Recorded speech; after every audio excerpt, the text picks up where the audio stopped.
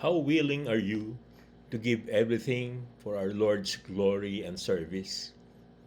A blessed Saturday, brothers and sisters.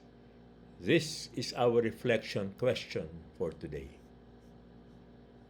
Holy Spirit, make my heart open to the Word of God. Make my heart open to goodness. Make my heart open to the beauty of God every day. Amen. In the course of his teaching, Jesus said, "Beware of the scribes, who like to go around in long robes and accept greetings in the marketplaces, seats of honor in synagogues, and places of honor at banquets. They devour the houses of widows, and as a pretext, recite lengthy prayers. They will receive a very severe condemnation."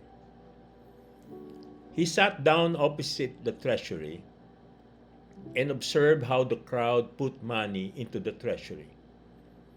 Many rich people put in large sums. A poor widow also came and put in 2 small coins worth a few cents. Calling his disciples to himself, he said to them, "Amen, I say to you, this poor widow put in more than all the other contributors to the treasury. For they have all contributed from their surplus wealth, but she, from her poverty, has contributed all she had, her whole livelihood."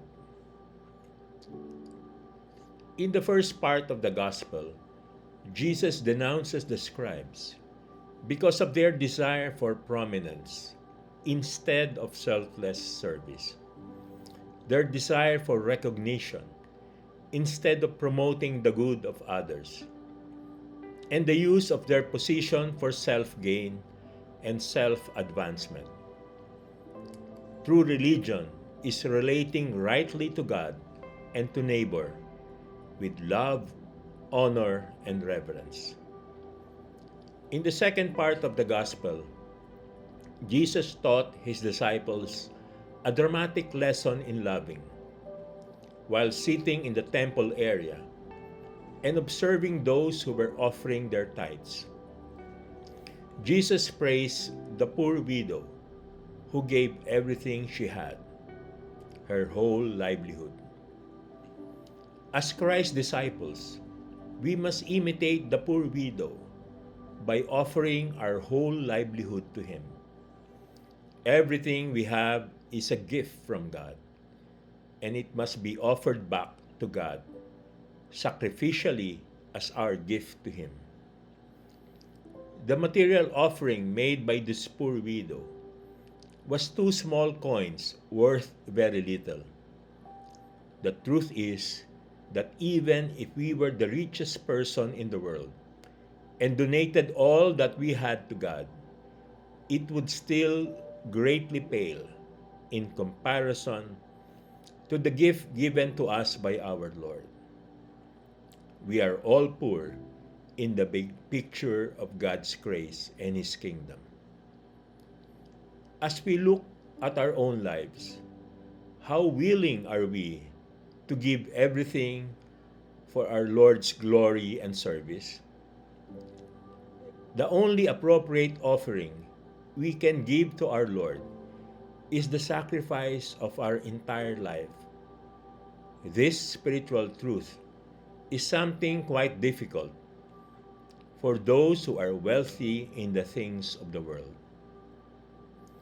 In Catholic teaching, true Christian charity is about surrendering everything to God and trusting in His divine providence. It challenges us to give our time, talent, and treasure in a way that represents a true sacrifice rather than simply giving what is left over. Jesus looks into our hearts. hoping to find there what he found in this widow's heart: unlimited trust in God. But she, from her poverty, has contributed all she had, her whole livelihood. Let us pray. In the name of the Father, and of the Son, and of the Holy Spirit. Amen. Lord Jesus, help us to trust in your abundant provision, so that we may give not just from our surplus, but from the depths of our hearts. Give us the quiet, generous, and unreserved faith of the poor widow. Amen. In the name of the Father, and of the Son, and of the Holy Spirit. Amen. God bless your families, brothers and sisters. God bless our Catholic Church and Couples for Christ.